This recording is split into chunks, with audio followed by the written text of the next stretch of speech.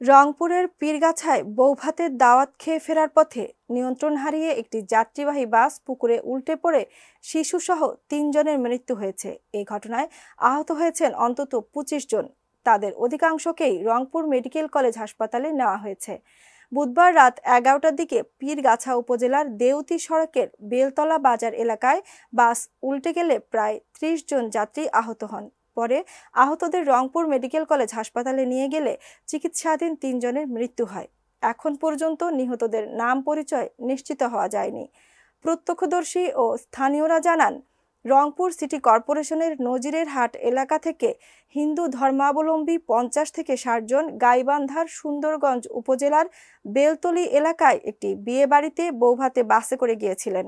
সেখানে দাওয়াত খেয়ে ফেরার পথে পীরগাছা সুন্দরগঞ্জ আঞ্চলিক মহাসড়কের দেউতি বেলতলা বাজারে জব্বারের দোকান সংলগ্ন এলাকায় পৌঁছালে বাসটি নিয়ন্ত্রণ হারিয়ে পুকুরে পড়ে যায়।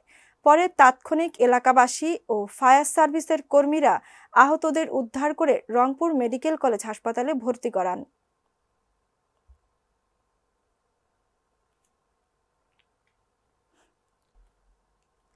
রংপুরের পীরগঞ্জের থানাপাড়া এলাকায় আখেরা নদী থেকে সুজন নামের এক রিকশা চালকের মরদেহ উদ্ধার করেছে পুলিশ। দুপুরে পীরগঞ্জ থানা পুলিশ নদী থেকে ওই রিকশা চালকের মরদেহ উদ্ধার করে থানায় নিয়ে আসে। নিহতের পরিবার ধারণা করেছেন গোসল করতে নেমে তার মৃত্যু হতে পারে। এ ঘটনায় পীরগঞ্জ থানা ওসি শফিকুল ইসলাম বলেন, লাশ উদ্ধার করে ময়নাতদন্তের জন্য পাঠানো হয়েছে। কী কারণে মৃত্যু হয়েছে ময়নাতদন্ত শেষে জানা যাবে।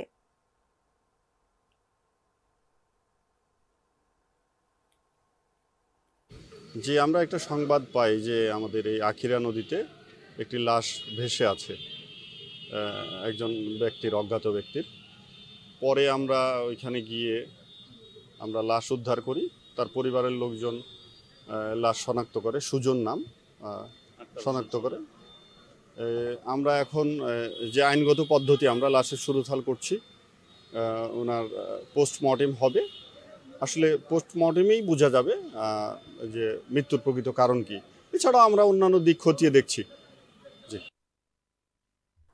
উপমহাদেশের বিখ্যাত নৃত্যশিল্পী ও কোরিওগ্রাফার উদয় শঙ্কর এবং উপমহাদেশের বিখ্যাত সেতারবাদক ও সুরকার রবি শঙ্করের পৈতৃক নিবাস রক্ষায় নড়াইলে কালিয়ায় বিক্ষোভ মিছিল ও প্রতিবাদ সমাবেশ পালিত হয়েছে। দুপুরে উদয় শঙ্কর ও রবি শঙ্করের পৈতৃক নিবাস থেকে এই বিক্ষোভ সমাবেশ শুরু হয়ে কালিয়া উপজেলা নির্বাহী কর্মকর্তার কার্যালয়ে এসে শেষ হয়।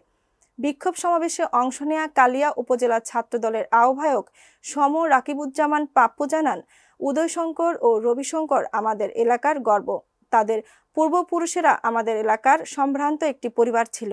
মহান স্বাধীনতার আগেই তারা ভারতে সপরিবারে চলে যাওয়ার পর থেকে তাদের বাড়িটি জেলা পরিষদের আওতায় ডাক বাংলো হিসেবে পরিচালিত হয়ে আসছিল এবং তাদের বাড়ির সামনের ফাঁকা জায়গায় হিন্দুদের চড়কের মেলা, দুর্গাপূজার মেলা, নামযজ্ঞের মেলা, বইমেলা, বৈশাখী মেলা, রাজনৈতিক সভা সমাবেশ এবং সাংস্কৃতিক উৎসব এখানেই হয়ে থাকে।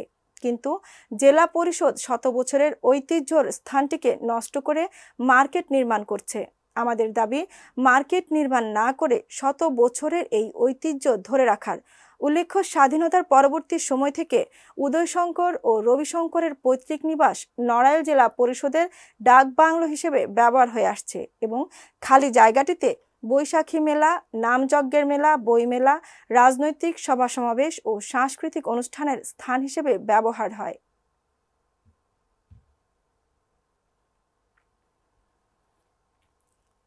রাত পোহালেই বাগেরহাটের চিত্তলমারী উপজেলা জাতীয়তাবাদী দল বিএনপির দ্বিবার্ষিক সম্মেলন সফল করতে ইতোমধ্যেই উপজেলা পরিষদ চত্বরে মঞ্চ নির্মাণ সহ সকল ধরনের প্রস্তুতি সম্পন্ন করা হয়েছে। দীর্ঘ ২২ বছর পর এই উপজেলা জাতীয়তাবাদী দল বিএনপির সম্মেলন অনুষ্ঠিত হওয়ায় দলীয় নেতাকর্মীদের মধ্যে ব্যাপক উৎসাহ উদ্দীপনা লক্ষ্য করা গেছে। সম্মেলনকে ঘিরে উপজেলা সদরের সর্বত্রই এখন সাজ রব। প্রার্থীদের পোস্টার, তোরণ আর ব্যানার ফেস্টুনে ছেয়ে গেছে সদর বাজার। এই সম্মেলনে সভাপতি, সাধারণ সম্পাদক ও সাংগঠনিক সম্পাদক এই ৩ পদে ভোটাররা তাদের প্রত্যক্ষ ভোটের মাধ্যমে প্রার্থী নির্বাচিত করবেন। নির্বাচনে সভাপতি পদে প্রতিদ্বন্দ্বিতা করছেন উপজেলা বিএনপির আহ্বায়ক মমিনুল হক টুলু বিশ্বাস, সদস্য সচিব আহসান হাবিব ঠান্ডু, সাবেক জেলা বিএনপির নেতা মোহাম্মদ আবদুল্লাহ। সাধারণ সম্পাদক পদে প্রতিদ্বন্দ্বিতা করছেন উপজেলা বিএনপির যুগ্ম আহ্বায়ক শরীফুল হাসান অপু ও শিপন মুন্সি। সাংগঠনিক সম্পাদক পদে প্রতিদ্বন্দ্বিতা করছেন উপজেলা ছাত্রদলের সাবেক সভাপতি অ্যাডভোকেট ফজলুল হক, উপজেলা ছাত্রদলের সাবেক সাধারণ সম্পাদক শফিকুল ইসলাম বাবু, বিএনপি নেতা রেজাউল শেখ, নূর ইসলাম শেখ, কামরুজ্জামান স্বাধীন ও শিব্বির আহমেদ শিবলু। দ্বিবার্ষিক এই সম্মেলনে উপজেলার ৭ ইউনিয়নের ৬৩ ওয়ার্ডের ৪৯৭ জন ভোটার তাদের ভোটাধিকার প্রয়োগ করবেন।